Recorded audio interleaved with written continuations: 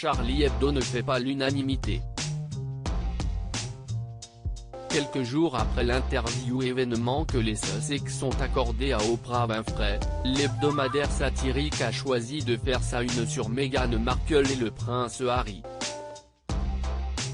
Et le moins que l'on puisse dire, si est qu'elle a fait polémique. En couverture, on voit la reine Elisabeth II poser son genou sur le cou de la duchesse. Pourquoi Meghan a quitté Buckingham? A titré Charlie Hebdo. Parce que je ne pouvais plus respirer, répond l'épouse du prince Harry.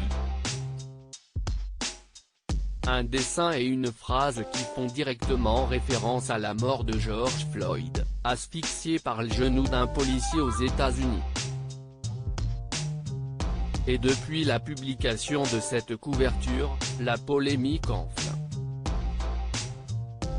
Charlie Hebdo, si est faux à tous les niveaux, c'est notamment ulcéré, Halima Begum, PDG du groupe de réflexion sur la lutte contre le racisme, le Runnymede Trust. La reine en tant que meurtrière de George Floyd écrasant le cou de Meghan disant qu'elle est incapable de respirer? Cela ne repousse pas les limites, ne fait rire personne ou ne conteste pas le racisme. Il rabaisse les problèmes et provoque une offense, à tous les niveaux, a-t-elle écrit sur Twitter.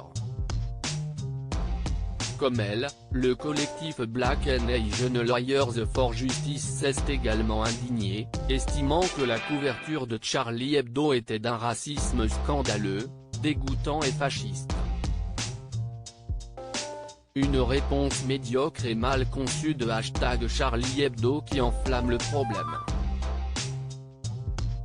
Cette forme de satire simpliste n'a pas sa place dans la lutte contre le racisme. Complètement épouvantable et profondément attristante, a ajouté un autre groupe. Sur les réseaux sociaux, de nombreux internautes se sont également soulevés contre cette caricature publiée sur le une du journal satirique. Elisabeth II, nous en discuterons avec la famille en privé. La publication de Charlie Hebdo intervient donc quelques jours après la diffusion de l'interview événement des Sussex. Dans celle-ci, Meghan Markle a notamment assuré qu'un membre de la couronne s'inquiétait de savoir à quel point la peau d'Archie serait foncée. D'après elle, le prince Harry a été questionné par cette personne sur la couleur de peau du petit garçon. C'était étrange. J'étais sous le choc, s'est rappelé Harry, qui était présent auprès de son épouse durant l'entretien. Dans un communiqué, Elisabeth II a annoncé que les problèmes mis en avant, notamment ceux liés au racisme, sont préoccupants. Même si certaines versions peuvent varier, nous prenons cela très au sérieux et en discuterons avec la famille en privé. Quant au prince William, il est sorti de son silence en déclarant que la couronne n'était absolument pas une famille raciste.